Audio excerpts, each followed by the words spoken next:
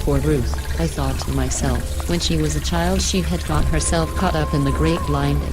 I was lucky being far too young. This was a time when female children had their eyes removed for the purpose of breeding.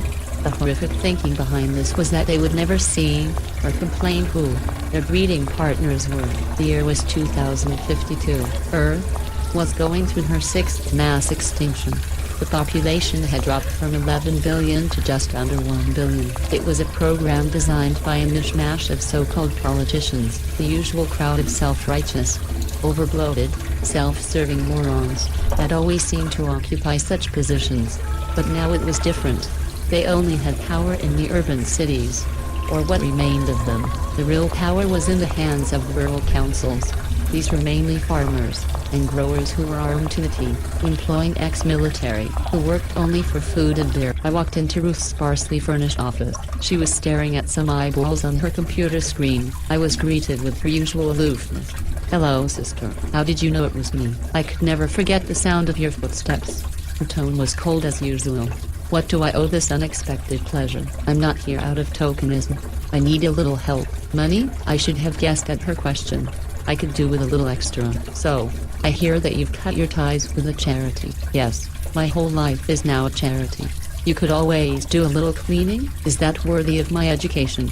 "I suppose not." "Why do you need money?" She took her track off the eyeballs, staring up at me, then up and down as if I was some kind of dummy in a shop window. My blood pressure began to rise. I was beginning to feel a little irritated. I explained that I needed to go above ground for a little while. She asked, in her haughtiest voice, "Is that a reason?" "One of our pipers has gone missing." "I need a better explanation than that. Anyway, who is the piper?" I thought, here we go, interrogation time. "We think it's Nero." "And who are we?" Stopping to think for a second, feeling the cold stare of my sister's implanted eyes looking right through me, I replied, "The charity." Then came the big gun. "I thought that you just said that you had left that NGO." My explanation had to be concise and to the point. My voice began to crack a bit as I told Ruth of the importance of finding Nero, that this was also my last assignment, how he knew too much about us, and where to find us, that he must be turned, or shut down. Ruth's response was one of unusual consideration for me. She talked of the dangers, radiation sickness, deadly viruses, no medical help, and of cannibal gangs hunting the vulnerable, of how she would never forgive herself if something bad happened to me. After all, she said, Father's last request was that she would look after things after he was gone. Funny, I thought. Both Mom and Dad had been dead for 5 years, of which Ruth had never given a fig for my well-being. Now suddenly she was all concerned. It must have been my asking for a few dollars. After some huffing and puffing, she said, "You need a traveling companion, someone we both can trust. Go to the steam room. It's a bar on sub-level 2. Ask for Margot. She'll be expecting you." "How shall I know her?" Ruth replied in her most patronizing tone. That she had just said. "I won't have to, as she will know." Decided to look for Margot that afternoon. I could locate her in a bar known as the Steam Room. My guess was that this place was the only bar in the subterranean world, as booze was an extremely hard product to obtain. A few black market entrepreneurs would peddle their moonshine, which tasted more like high-octane rocket fuel, rather than a nice glass of Chardonnay. Their illegal practices also had a tendency to drive one mad, or blind, and in some cases even did both. We could grow grapes under grow lights. Only trouble was that they did not taste at all like the fruit. Cannabis was far more lucrative. I could hear music echoing its way to my ears. Someone was playing a piano. I figured that if I followed the sound through the labyrinth of tunnels it might lead me to the steam room. On entering the bar I was immediately struck with the performer. It was an artificial. How I hated them. They could not be trusted. This one looked like a nanobot, whose function must be bloody obvious. They were purchased by the wealthy to look after their children. Only problem was, some of them had a manufacturing fault, or circuit damage, and instead of shutting down, as in one case, grabbed a chainsaw and began to dismember the family whilst eating Sunday lunch, shouting, "Now you know how that lamb must have felt." They were manufactured using high-tension plastic and steel, which could not be penetrated by bullets, so the police had to use a shoulder-held rocket launcher to stop the thing. The irony is, they all had cutesy names.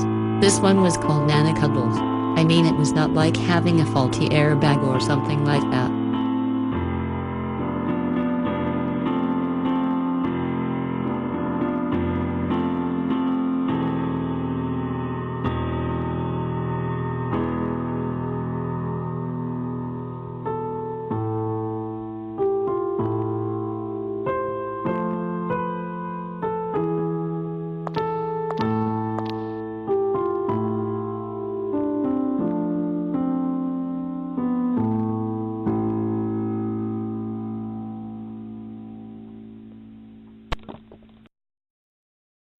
I finally spoke to the object, asking, had she seen Margot, adding that I thought she played the piano exceptionally well.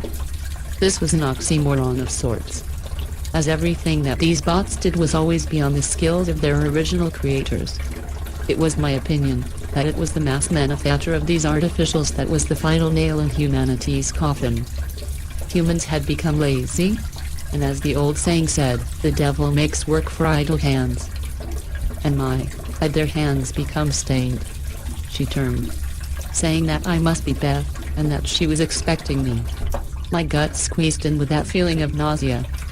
I replied in the affirmative, that I was. She continued, Ruth said you want to live above ground for a little while. Yes. I'm looking for Nero. We believe that he's gone rogue. I know him, came her reply. I don't think he could be turned. Nero is tougher than he appears. Same factory. He has 1/3 of human DNA. We played the same club circuit before the Great Meltdown.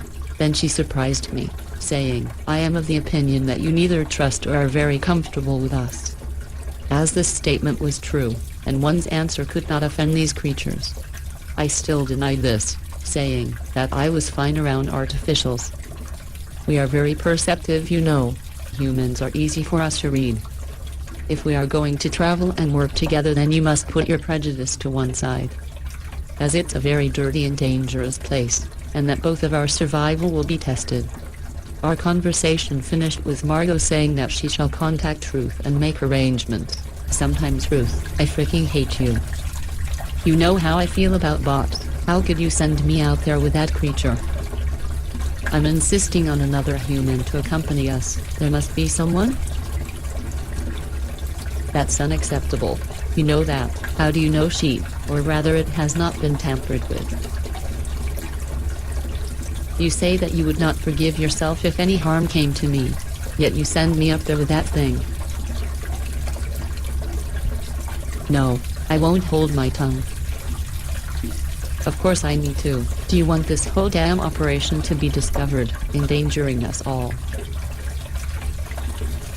I'm not being over-emotional. I've never trusted them. Why should I start now? What reason? That's blackmail. Why are you holding my feet to the fire? Just because you're my elder sister. Mother always said father favored you, which gave you this superior complex. Well, it seems Beth has a real problem with artificials. She'll learn to trust you. Maybe. Have you sorted everything? Yes. Good. Memorize this photo. Try to find her. How important? Personally, very important. Do I tell Beth? Not until you have to. What do I do with Nero? If he's been turned, then turn him back. Or eliminate?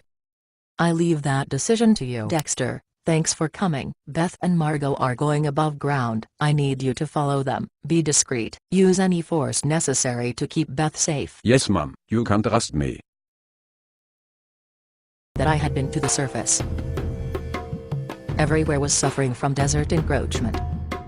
Over the last 10 years, what used to be green meadows and grazing pastures was now just a harsh barren landscape. I had managed to scrounge some things for my journey, such as food packs, bottled water, a small bell tent, and most important of all, a month's supply of female products. Margot also had a backpack. For why, I could only guess. I thought not to ask its contents, as I was sure that I would find out soon enough. After 5 hours of walking, My resolve was beginning to fade. These radiation suits were heavy and hot. I have had no sleep for at least 24 hours. I was sticky, and needed to freshen up. Marga wanted to continue forward until daybreak, but morning seemed hours away. Insisting that we rest, using the excuse of human needs, she fired back that she fully understood human anatomy, and after humming and erring agreed to find a safe dwelling. Up ahead of us was a cave, and a blessing to my ears was the sound of dripping water.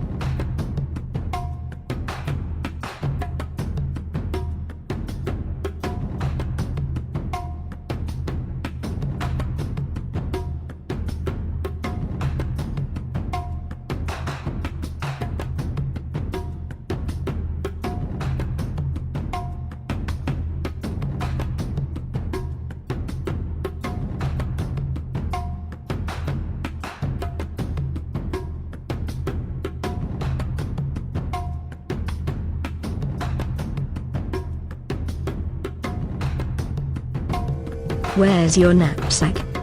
It's over there, by the entrance. No, it's not. Where the hell has it gone? That means someone has stolen it. Well, they know that we are here. What shall I do? I've got certain hygiene products in that bag. And you've got to go, cave girl. I can't go on without them. I must find it. Now.